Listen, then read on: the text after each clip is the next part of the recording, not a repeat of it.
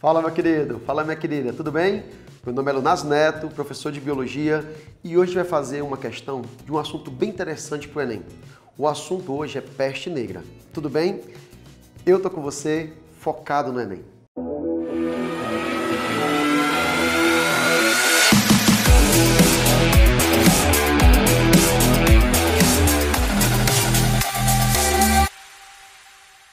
Vamos lá, acompanha comigo, vai sair no texto aqui para você essa questão. Como era a higiene no Palácio de Versalhes do século XVII?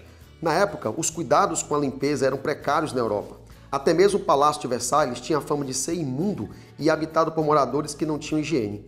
Sem saneamento básico, a população vivia em meio a sujeira e a roedores. Essa condição também foi uma das causadoras da pandemia da peste bubônica ou peste negra, como ficou conhecida. Anteriormente, a doença transmitida pela picada da pulga dizimou 1/3 da população europeia entre a realeza e a plebe no século XIV. Antes considerada um castigo de Deus, a peste trouxe o conceito de higiene pessoal ao mundo e, a passos lentos, mudou hábitos até chegar a pessoas limpas e cheirosas que conhecemos hoje. Esse texto foi tirado da revista Mundo Estranho, tá? E aí a questão fala o seguinte: considerando o que foi exposto no texto em relação à Europa, no passado, e comparando-se à realidade atual das políticas públicas no Brasil, assinale a alternativa correta. Gente, um tema bem contemporâneo, bem interessante. E aí eu queria remeter a você a ideia da peste bubônica. Você não pode esquecer que essa é pandemia, presta atenção, pandemia. Qual o conceito de pandemia? É uma doença que atinge um grande número de pessoas em uma certa população e que às vezes extrapola, inclusive, continentes. Ela vai atingir mais de um continente. Tudo bem? Fica ligado nisso. Lunásio, só para firmar ainda, para dar mais uma ênfase. E epidemia, Lunásio? São casos também acima do esperados por aquelas autoridades de saúde, porém, elas são mais restritas em nível espacial. Deu para entender? Beleza. Vamos comigo. Fala o seguinte, ó.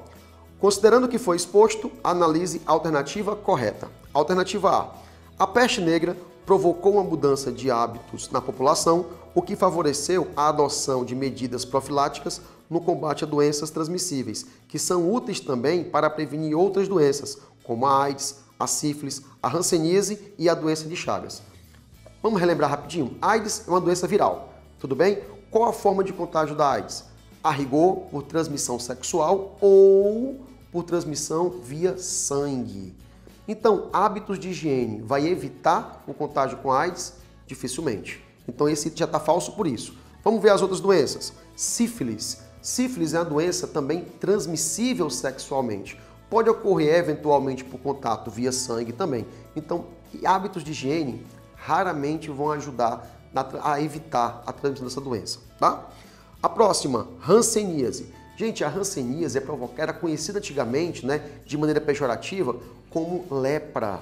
Hoje é chamado de hanseníase, tudo bem? Quem provoca a hanseníase é uma bactéria.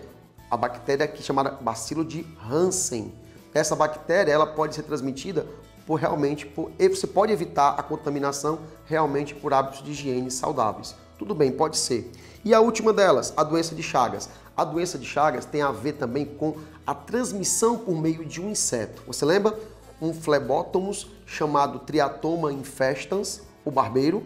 Pois é, então quem vai transmitir é um barbeiro. Então medidas de saneamento básico podem até ajudar. Mas se uma casa é construída próximo a uma mata que tenha esse barbeiro, dificilmente isso vai servir como uma forma de evitar o contágio da doença.